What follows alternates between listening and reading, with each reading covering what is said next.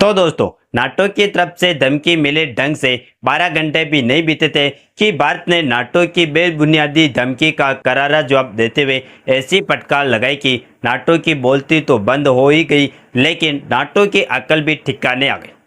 दरअसल नाटो के चीफ ने डोनाल्ड ट्रंप से बातचीत के दौरान भारत, चीन और ब्राजील का नाम लेकर रूस से व्यापार करने के चलते धमकी दे डाली कि अगर भारत, चीन और ब्राजील इनमें से कोई भी देश रूस से सामान खरीदता है या फिर उनको सामान बेचता है तो उस पर यह 100% सेक्शंस लगा देंगे, यानी कि पूर्ण प्रतिबंध लगा देंगे, जिससे या तो ये भारत जैसे देशों का सामान खरीदना बंद कर सकते हैं या फिर रूस और भारत के बीच होने वाले इंपोर्ट एक्सपोर्ट में रोक डाल सकते हैं। लेकिन उनकी धमकी के बाद अब भारत की बाजाई बदल चुकी है, क्योंकि खबर आ रही है कि भारत ने नाटो को हिट बैंक करते हुए उनकी भाषा में उन्हें धमकी, उनकी औकात दिखा दिया।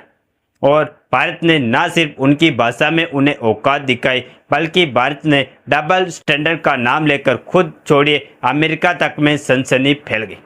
उनको धमका दिया, जिससे नाटो की तो बात तो आखिरकार रूस को लेकर चीन, ब्राजील और भारत द्वारा कौन सा रास्ता अपनाया जा रहा है और रूस का साथ छोड़ने के बजाय किस तरीके से नाटो को ही वार्निंग दे डाला, ये पूरी जानकारी इस वीडियो में समझते हैं। नमस्कार दोस्तों, मैं राधेश्याम और आप देख रहे हैं KSR न्यूज़ 24। दरअसल देखा जाए तो नाटो अमेरिका के सहयोगी देशों को लेकर 32 देश के साथ एक ऐसा संगठन जिसे दुनिया का सबसे ताकतवर सैन्य संगठन माना जाता है, और इस सैन्य संगठन को अमेरिका ने अपना हित साधने के लिए बनाया था और इसे अमेरिका ही लीड करता है। और ये बात आप सभी लोग जानते हैं कि रूस और यूक्रेन के बीच पिछले 3 सालों से युद्ध चल रहा है, जिसमें पीठ पीछे यूक्रेन की मदद इन नाटो देशों के द्वारा हथियारों की सप्लाई करके की जा रही, और सभी नाटो देश चाहते हैं कि यूक्रेन युद्ध जीत जाए और रूस अपने घुटने टेक दे। इसीलिए रूस पर पश्चिमी देशों ने मिलकर अनेकों प्रतिबंध भी लगाए कि उनकी अर्थव्यवस्था ही कमजोर हो जाए और जिससे रूस युद्ध न लड़ पाए।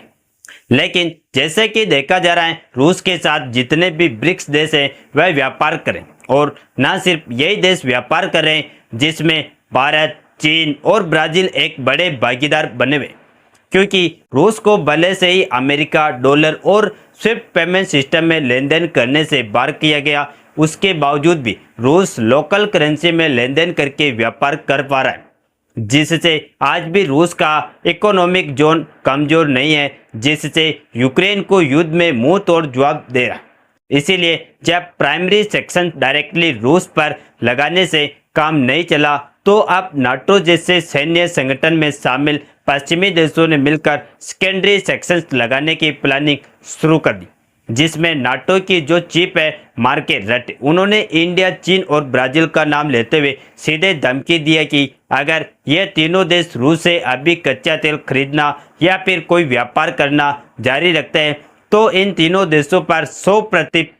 प्रतिबंध लगाया जाएगा। यही नहीं, बल्कि धमकी भरे लहजे में इन्होंने यह कह दिया कि यह इन तीनों देशों की जिम्मेदारी है कि 50 दिन के भीतर युद्ध को चाहे जैसे रुकाए, अन्यथा रूस का साथ छोड़े।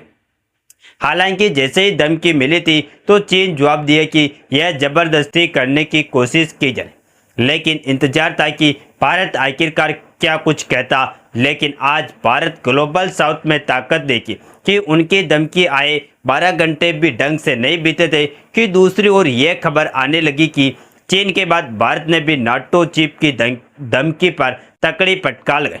जिसमें नाटो ने रशिया से ट्रेड रिलेशन रखने पर यूएस सेक्शन लगाने की बात कही थी। देखिए, यहाँ पर भारत का मानना यह है कि नाटो एक सैन्य संगठन है, न कि ग्लोबल अदालत, जो कि भारत जैसे देशों पर अपना हुक्म चलाने की कोशिश करे। जो भारत के मिनिस्टर ऑफ एक्सटर्नल अफेयर्स, उसके द्वारा सबसे पहले तो एनर्जी फर्स्ट की नीति अपनाते हुए नाटो चीफ के सेंसस वार्निंग को ही रिजेक्ट किया गया।